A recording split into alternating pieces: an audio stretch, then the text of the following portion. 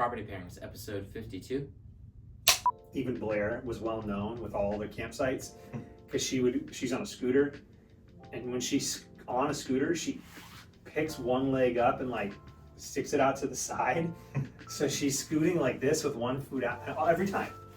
Welcome back to episode 52 of Property Pairings. I'm Eric Kinzler. I'm like Pavone.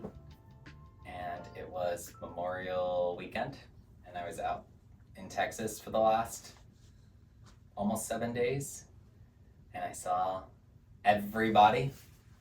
Probably didn't have enough time there because I think feelings were hurt, but Yeah, I missed you. yeah. Anyway,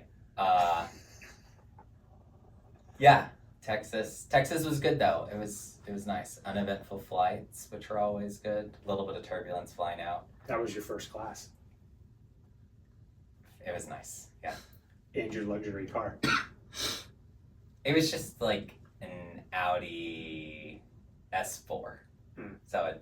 But it was a very nice drive. It was really easy to go like 90, 105 and not feel like you're going that fast.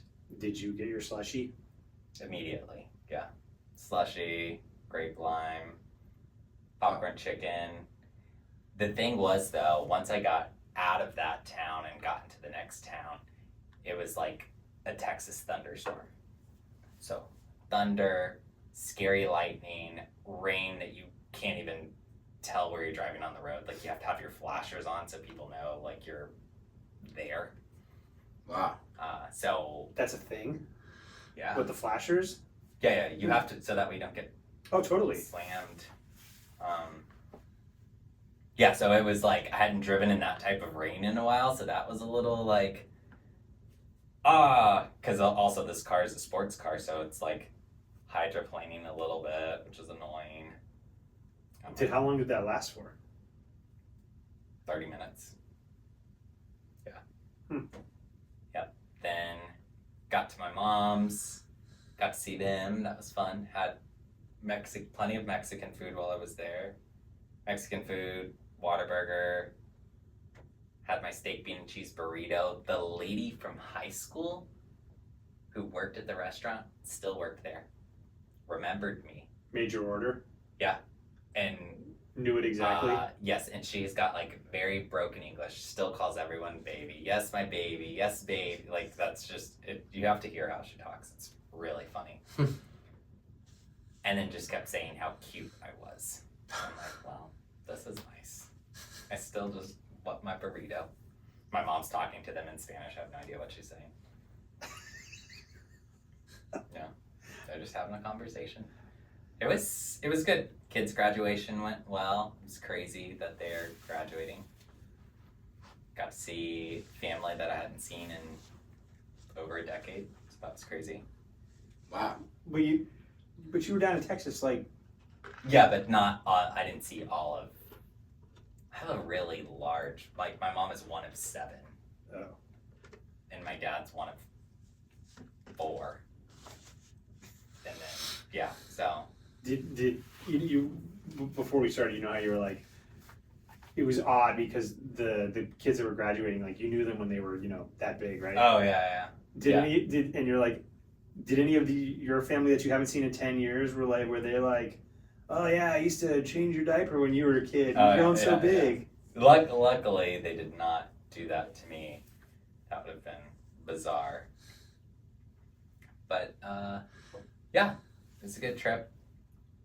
It was nice to have like slower paced life for a little bit. Yeah. Even though I was still working. Got something under contract, which was cool. Needed Mike to step in and help me, which was also cool because you have someone like boots on the ground. So it's like, oh God, this client wants to see this property and I'm out of town. And so I'm just like, hey, my business partner. And she's like, perfect. So the seamless transition was really helpful. That was my week, but Mike also had a vacation. Camping, Birch Bay, that was fun. The kids were loving it because I've never been, so I didn't realize it's one road in and then there's 2 like closed loops. So the kids kind of just ride the loops, and there's 100 kids there. Yeah. Of all various ages. even Blair was well known with all the campsites because she's on a scooter, and when she's on a scooter, she picks one leg up and like sticks it out to the side. So she's scooting like this with one foot out every time. And so I was walking with her, and a couple stopped us and like, oh, there's the speed demon. Her? Oh, they're like, oh yeah, she comes ripping by on her scooter. So they had a blast. The entertainment of the week, though, of the trip is where our campsite was. There's a road that runs in front of it, right? Okay. And there's these two big trees there on either side of the road, and it's a bend. And so people are bringing their big pickups or SUVs, pulling their really long trailers, and you hear them coming in like a lot. They're really cocky, and then they get to where the trees are, and then they come to a stop. Yeah. Like, are they gonna hit? Are they gonna hit? Ooh, that guy had to back up. But you did know, we figured it out. The people who knew what they were doing, there's this root that had kind of lifted the pavement a little bit. If they hear them hit that, they know what they're doing. Okay. They didn't hit it. They didn't hit it. So we kept watching to see if no one ever hit, though. How did you figure out the root thing? Because the ones you could tell, like you hear the thump thump, and then, but they just went right between the trees, threaded the needle like it was no big deal. If they didn't do that, then they're always stopping. You mean like you would hear like the hitch? It was you could just hear the tires run over that like little speed bump. Oh, I see. Essentially, because it only stuck out into the road this far, and it was about yay high. But if you knew if they hit that, they were fine. And if they didn't, then you immediately were watching to see what happens with those two trees. But it was good. They had a blast. They didn't want to go. And when we were signed to leave, they didn't want to leave. So Yeah. I remember hearing that same sentiment last time you went camping. Blair was upset the whole ride up, and then she did not want to leave when it was time to come back. They like the family trips. They like that they get to run and play and do all the things, and Dad makes breakfast, lunch, and dinner. There's campfire. We made s'mores, Nice. and then we got cookie dough and wrapped it around the s'more stick and made cookies on a stick. Oh, I saw that on Instagram. It was good. It was really good. Sounds tasty. And then it was open house and a showing, and then there's a broker we've been working with a little bit on another broker, so there's some stuff for them Nice. and yard work. Yeah, we've been helping out quite a few brokers lately, which is fun. And very different business models, which has been interesting. It's kind of freshening up some skills that either haven't been tested in a while or at all. Yeah. Because it's like, if people are on that retirement track Mm-hmm. and they're still like wanting to be in the business, we're kind of like helping them do both, which is, it's fun. So it's a different thing. It's a different avenue for, they're still able to do all the things that they like, but then they have the backup so they can do all the fun things that they want to do too. Yeah. Yeah, one we're working with, I was like, yeah, I'm heading out of town again on Saturday. So, is everything good? It's like, yeah, don't worry, everything's taken care of. Yeah, that's been cool because like a lot of other people will buy leads or do this, right? Like agents all have different business models, but this seems to be something interesting. Yeah. There's a need there. Yeah, how does that work as far as, maybe you don't have to get into specifics of like, do you just get paid on the side or something, or is it just something you help with, or? Yeah, it's not like a side payment. There's like referral fees and stuff like that associated. There's a with formal structure to Yeah. it. Oh, okay. Yeah, so that way there's no getting used or no one feels anything. Yeah. It's just like, oh, you need this level of help. Yeah. We can help with that. Nice. So there was a little bit of that on the weekend. Yeah, it's been an interesting market too for like sellers, because collectively we have a few listings, and it's like the sellers are kind of wondering what's going on, even though you've prepped them, things don't sell in a weekend. Yeah. Everyone still kind of has that mindset. It's like, mine's gonna be different, and it's like, well, not necessarily. Yeah. So that's been setting setting seller expectations is different. And the market's just acting bizarre. I mean, rates keep going up. They've been coming down. Oh. They pulled back, yeah. But it's like they're not super accustomed to it. But I think to your point, they've gone up. There's been a lot of volatility. Yeah. Last week they hit a 9-month high. Correct. Yeah, that's what I was talking about. Yeah, that's what you were talking about. But then they like pulled back right after that. I think when you were, like on the second or third day of your trip, they came back down. And now they're going in. Now all the talk is that they're going in the right direction. Okay, cool. Yeah. Until when? So for sellers, yeah, there's a lot of expectation management, but also reinforcing you have to be adaptable. Mm. If rates are volatile or buyers aren't showing up or what have you, you have to be flexible in your mindset for what it's going to take to sell the home. Yeah. And it's not for lack of us executing on the game plan or doing the marketing or open houses or things like that. But it's usually the things that are outside of our control. So there's been we get a lot of questions of like, well, either timing questions. Timing, so many timing. It's like, And, there's been very upfront. Like some of them, you had that conversation with that one seller where it was like spring next year. Yeah. And they were open to it. Yeah, we're gonna have exterior photos done next week, and then list somewhere between late January to early March. Oh wow. Yeah. So, because it's just like, it's funky right now. There's a lot of inventory, right? It's like 50% more than there was last year. But a lot of that was people canceled last year and then they came on. So like they were listed last year, canceled their listing from being on the market. Yeah. And then they came back this spring. So you have that plus all the new inventory.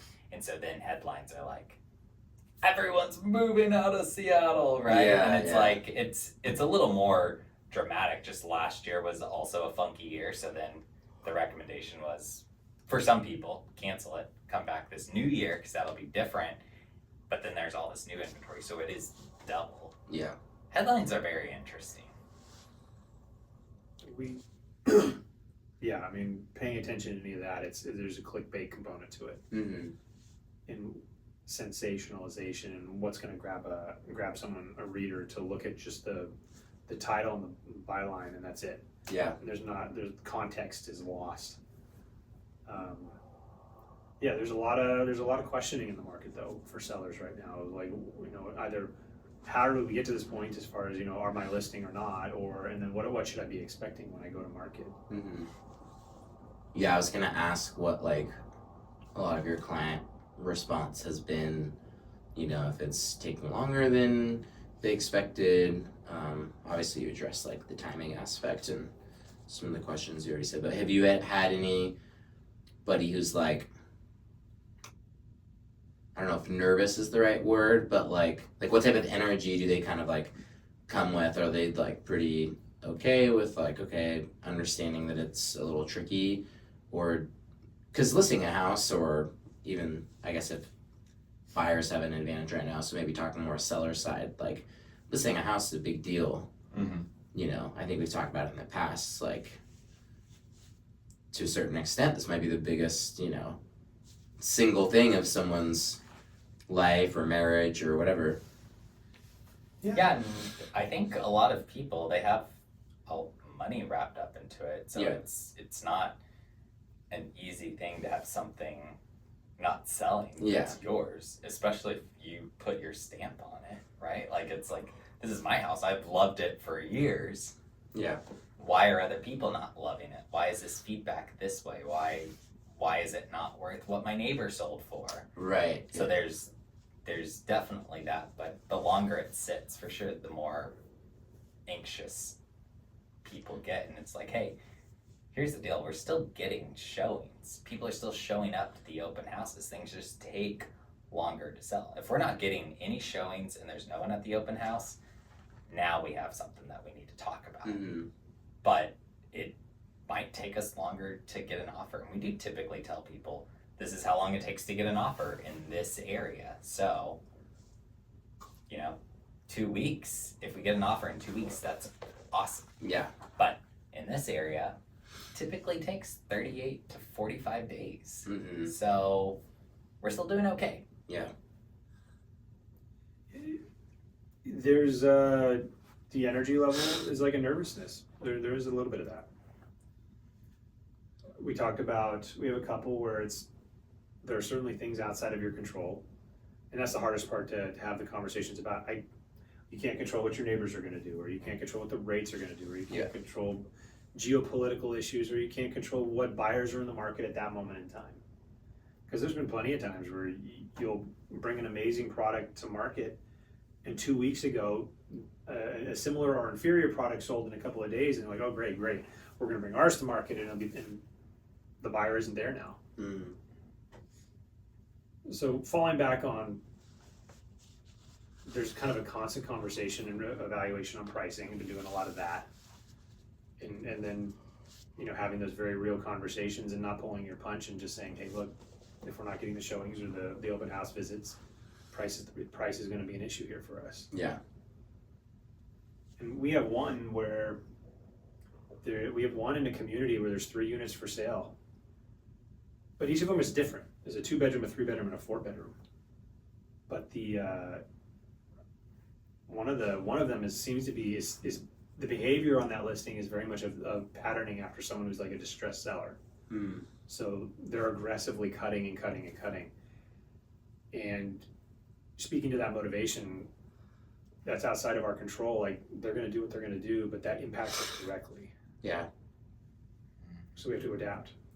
Do you think it, generally speaking, better to just, maybe you could talk through advantages or disadvantages, completely take a house off the market if it's not selling, and then I don't know what the protocol is of like when you're allowed to / you would recommend putting it back on the market, versus doing X amount of price decreases like you were talking about, right? Because to me, in my mind, I'm like, okay, at what point, if, especially you guys knowing how you run your comps and different stuff, like you're pricing it, based off your strategy. Mm-hmm. So it's not that you don't think that you can get that for your clients. So then it's like, okay, well, how many price drops would actually like make sense before it's like, okay, this isn't maybe the issue, and it's just better to take it off, list at a different time. Because I feel like if you, correct me if I'm wrong, right, you're able to view all the history in the MLS and stuff. Mm-hmm. So to me, in my mind, I'm like, well, it would probably be a disadvantage if you like went through a bunch of price decreases and then had to take it off the market anyway, because then people could see that, right? Yeah.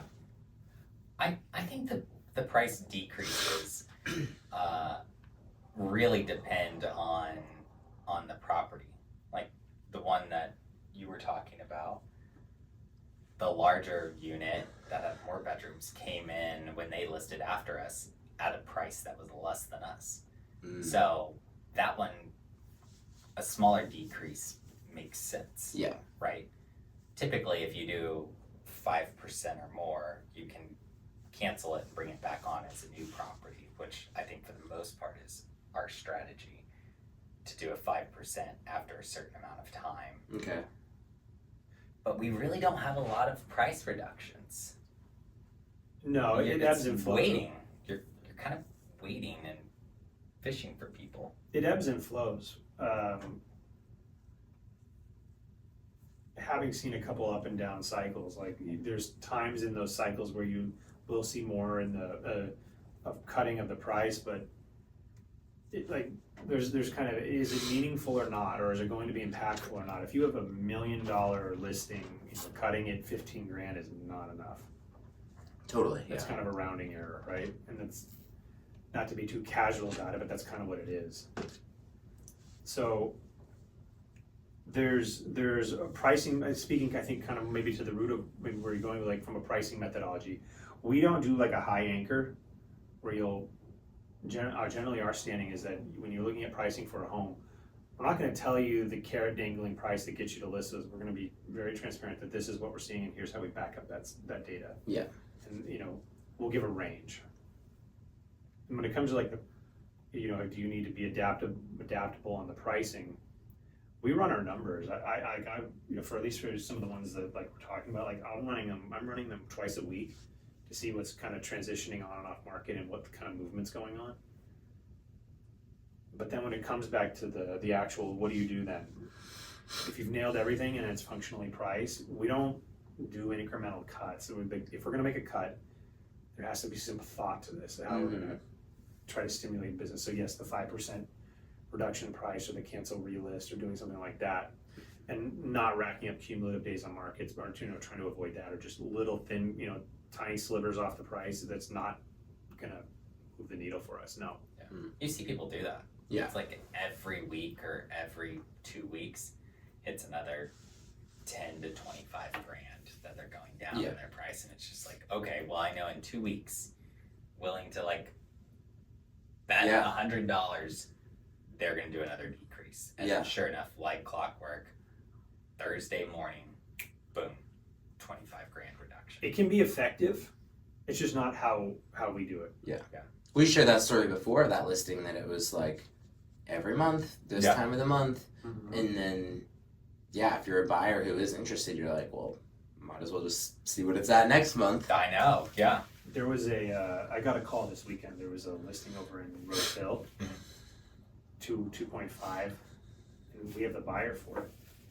And the listing agent calls, and they've been calling constantly. And they finally like, what do you think about $100,000 to $150,000 price reduction if your buyer will write?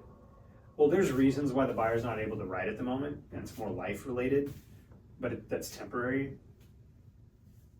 I would be like, if they were in a position to write, I'd be like, cool, 250. Yeah, because you're calling me now. You've already told me that you're willing to give 100 to 150K, and I know that's not the line. Yeah. That's the meet me halfway number, so I'm gonna go lower. Right. One of the agents that we're working with them on a co-listing, we're gonna attempt something today that's like submitting an offer to the buyer, because we have 3 buyers that are interested. None of them are writing. They're all waiting for someone else. So we're gonna go to one of them and say, hey, the seller's writing the offer to the buyer. Interesting. Yeah, it's been done before. Yeah. But it's like, hey, here we go. It's less than asking. You're interested. This can be yours for this price. If not, we'll take it to the next buyer. See if they're interested. So then it's like, it's a different way to try out. I've done that. I know. Yeah. And then at the very least, I have to imagine like, if it's below asking, but it's like not the minimum that your seller is willing to take. Well, at least that could get the ball rolling, where then one of those buyers potentially comes back, and maybe if they at least counter, and then it's like, cool, now we're at least getting an offer written. Yeah. No, I think it's an aggressive price to where it's like, if you're not going to take this, the next person will. Mm-hmm. You're getting first dibs. Nice. So we'll see how it goes. Sweet.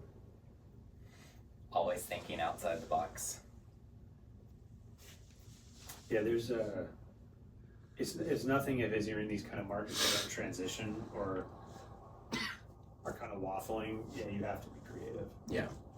I got a call today for someone who's like, would you do a lease purchase? Consider a lease purchase on your listing?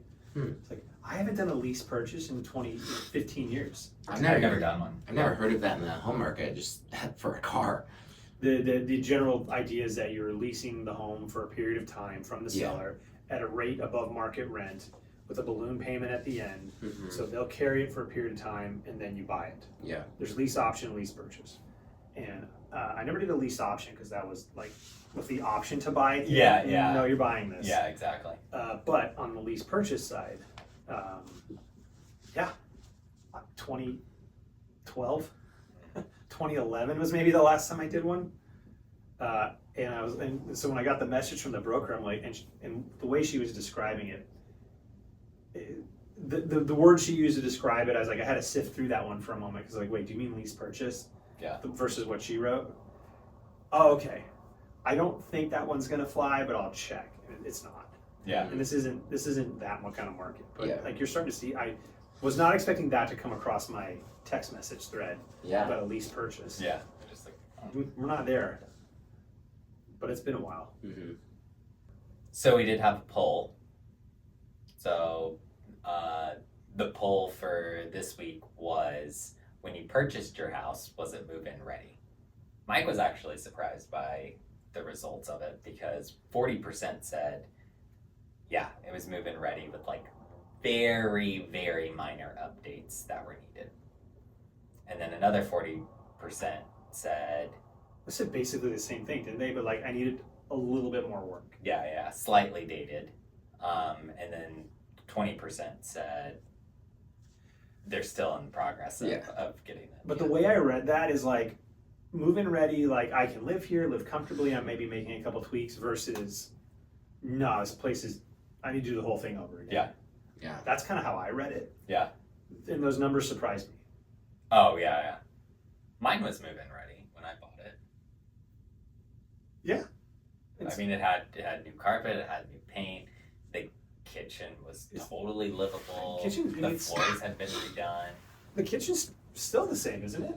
Yeah, I haven't redone it yet. 'Cause Because like we have I a don't game know plan. what I think I you have a wanna game plan or whatever, I but have no game plan. I just don't I know thought you what did. to do. with the stove and the relocating, anyways, Yeah. like it's a very nice kitchen.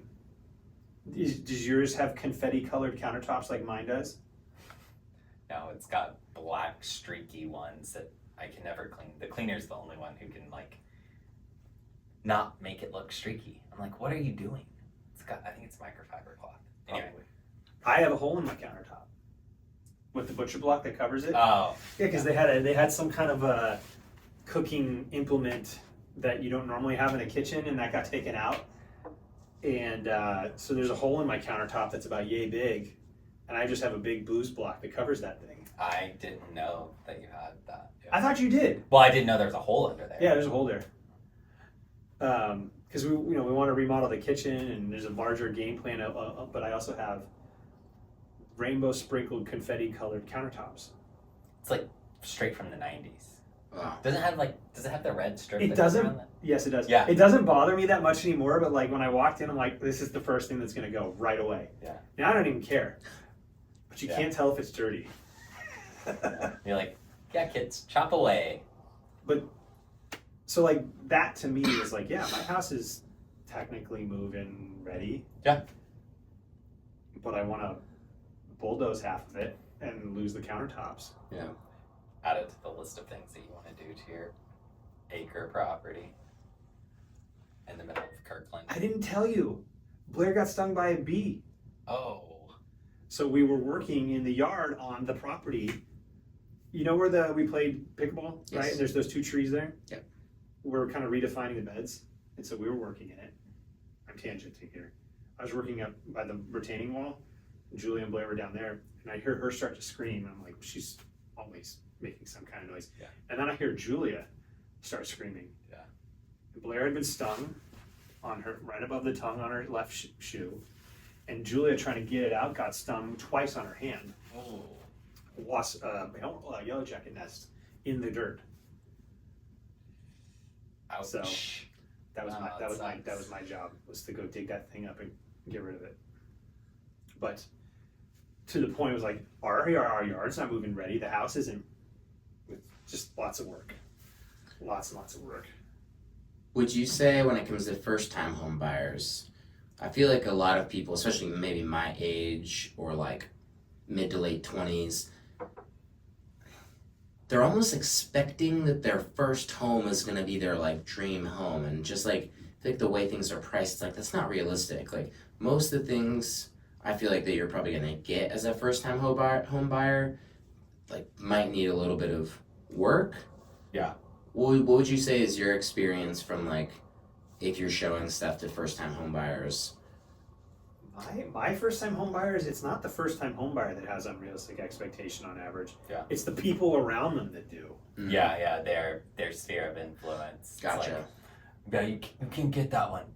You need to have the kitchen done already, and it's like, okay, Dad, Exactly. I was gonna say, like, on the ones that come to my mind has been ones where you're out with the buyers, they're looking to buy their first place, they bring their mom or dad or whomever along, their aunt, their uncle, doesn't matter, their best friend, who, Oh yeah. right? And they're like, oh, that kitchen's really dated. You know, you should probably do something about that. And Yeah. the Yeah, floors maybe need you to be can get refinished. the price down $80,000, and it's like, hold up. I actually had a conversation with the parents. I had to pull them aside while they're adult children, first time home buyers, the son and daughter-in-law, or daughter and son-in-law, whichever, I can't remember now, are looking around the rest of the house. I'm like, can you remind me again, as a refresher, what was your first place like? Yeah. And they're like, well, it was this like dumpy apartment on the other side of town, blah, blah, blah. I was like, this is their first place. Oh. Yeah. I need you to remember that, because they're trying to be excited. Unless you're kicking in $400,000 and we can boost this price point, Yeah. we're gonna be here, and this is a solid place. Yeah. So like, I think the only time it's move-in ready typically is if it's a condo, Right. and it's like, that's a huge trade-off from Yeah. having a single-family home. Or some of these cookie cutter townhomes where it's like, yeah, you both work at Amazon and Microsoft, and you can probably afford this $850,000 Yeah. single bed townhome that's sharing a wall on each side, and it's like, Those townhomes are so interesting. it's like, nah. The ones in Seattle, like, Yeah. I would go and park every time I would show one. I'd always drive my car in there, so that way they knew how tight the parking is, because Yes. most people park on the street and you walk in and you're like, oh yeah, so it's got a garage. And I'm like, my car, which is a smaller SUV, doesn't fit in the garage. Yeah. So the garage is storage. Yeah. You're never parking in here unless you have a smart car. Right. Also, are you wanting to do a 16-point turnaround every single day? Like, no. You don't Also, want any of that. most of the time, right, from what I've at least drive by and witnessed, or some that I've seen in my neighborhoods, one-way driveway. So it's like, pull up on the side, and then if you're sharing this with, say, 4 of the units, there's 4 garages back there, but like you just said, 16 point, the area for you to even be able to turn around. So how many days, just by habit, schedule of your neighbors, are you gonna pull in off the street, all of a sudden someone's trying to leave when you're pulling in, now you gotta back out onto a busy street just to let this person go, and it's like, Our first, great, you have a super modern, no work needed townhome, but it's far from perfect. Yeah. our first place was like that, the one we sold. Yeah. I had to back in every time. Oh, I had yeah. to drive past my garage and then back in. I mean, the kind of to the first time home buyers, and kind of we do try very hard to manage those expectations, right? And just, you know, like, hey, what we're looking for when we walk into these homes, like reinforcing the really good qualities and attributes. The parking is a real thing, especially depending on where you're looking, and if we have to draw attention to that, you absolutely will. But I don't know, the first time home buyers that we're out with, generally speaking, their expectation is not turnkey ready. Right. Yeah, theirs, no. They're all understanding of like, we'll ask, are we doing walls? Are we doing carpet? Are we replacing this or replacing that? I think the other thing about first time home buyers is they try to picture themselves in that house Right. forever. They don't realize it's a transition house. Yeah. It's to build equity and then go to your next one. Exactly. Everyone always thinks, oh yeah, we can be here. Not everyone, but I would say a high majority always think, we're gonna be here for the rest of our lives. And it's just like, it's very cute. Yeah. It's cute that they think they're gonna live there forever. And it's like, you know, guys, we're gonna fix this in 5 to 8 years, maybe less. You're gonna be back. We're gonna sell it. Then you're gonna get the house that you really want for another 5 to 8 years. I'll do, we had the ones we closed up there in Lake Forest Park. And and we had the other ones too, that was a little bit north of there, where they were talking about having kids and just that was important to them. and being a father of 3, it's kind of future proofing. I'll go into the bathroom. I'm like, now imagine you're sitting here and they're doing bath time. I don't want to sit on the toilet over there. I'm going to sit right here. But they want that extra bathroom. But now we have to adjust some space or something. Yeah. Or you live here for the next 3 to 5 years, 7 years, whatever. We future proof the best we can, and then we move on. Yeah. My little real estate mogul is what I call him, because he bought a condo a few years ago and then wanted to sell it to buy a house. He bought one out in Woodinville, and they're like really cute couple. I'm sure they're gonna get married. I'm sure they're gonna have babies, but they were like talking about this being forever house. We're gonna Is it like do a 13 years? bathroom and do this and make this work. And I'm like, you're not gonna do any of that. You're just gonna live here. We're gonna update a couple of things, and then a few years after you guys are married and you have babies, you're gonna upgrade your house. Like, that's just, you're gonna do it. So don't overspend on anything right now. Please listen to me. Yeah. How big was the house? It's, I don't know, maybe 1,100 square feet. That was us with our first place. Even I fell victim to it. For the other house, Yeah. it's 3 bedrooms, 1,500 square feet. Like, I didn't want a big house. It's perfect because it was just the 2 of us. Yeah. It was awesome. And then we had 1 kid, and then we had 2, and we were talking about it. There was like, we can't do this. There's no Yeah. room in here.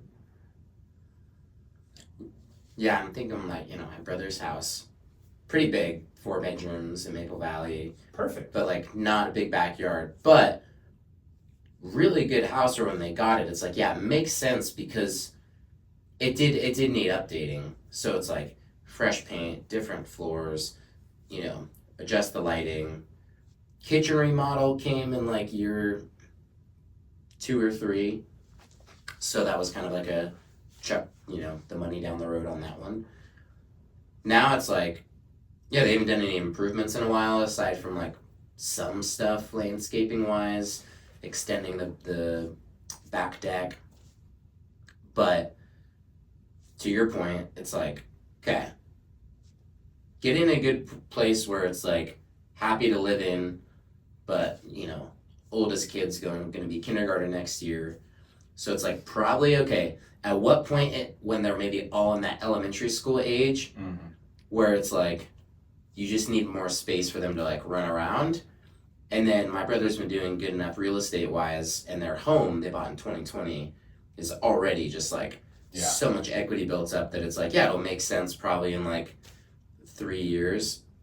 I give them 3 years left in this house. I haven't actually talked to him about this, but now that you got me thinking, I'm like 3 years until they upgrade. The more mobile, Max. the bigger they get, the more mobile the kids get. You need more space. Yeah. And he works in real estate, so he's gonna be like, oh, the market's doing well. This is like a solid time. He'll know when. Yeah. But then there's a trade-off. We have some friends that are going to be breaking ground on their house. They planned like a 6,000 square foot house they're going to build. Their oldest is like 11. Like 6, 7 more years, 8 more years, whatever. That one's gone. Yeah. Yeah. Give me 12 years, and like it's just the 2 of you again in a monster house. Yeah. I mean, that's what all of you guys with kids think, right? Weren't you originally looking at like Well, when we were 5,000 Yes, square because foot something? guilty. Everyone does that. Everyone with kids are like, we need 82 rooms. I need my space. They need their space. They need this. They need that. And Yeah, it's well, like, the thinking was like each kid has a bedroom and you have a guest room. Fine, okay, there you go. That's 5 rooms, bedrooms right there. Then you're thinking the bathrooms. And it's like, okay, well, where are the kids studying? Like, we want to have a place that we can retreat to.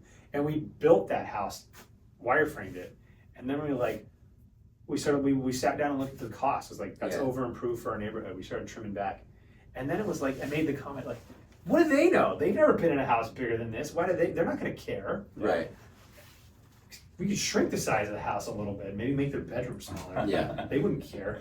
My dad had the right idea with our like second childhood house, where it was like, did one kind of small renovation to the house itself, essentially converted it's such a big driveway, didn't really need a garage, converted the garage into like a secondary like family room. Yep.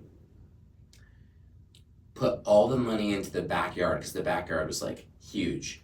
Gazebo, pool, sports court, like so much space. So our house, it was always like family parties, you know, and we were there probably from, for me, 5th grade till I graduated high school. So a solid 8 years of like peak childhood where it's like amazing.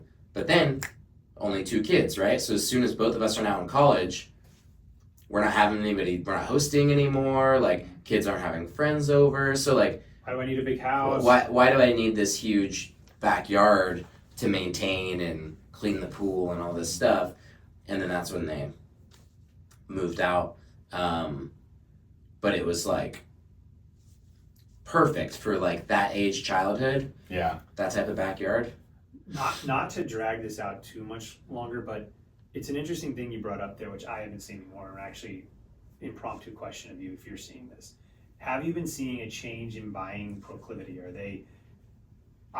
Because for me, what I'm seeing is like not a desire for 6,000 square foot houses as much. Mm-hmm. I'm seeing this mentality shift where there's going to be a glut of inventory that comes on as baby boomers pass away because they're sitting on 2 and 3 and 4 houses, right? And a lot of these houses are huge.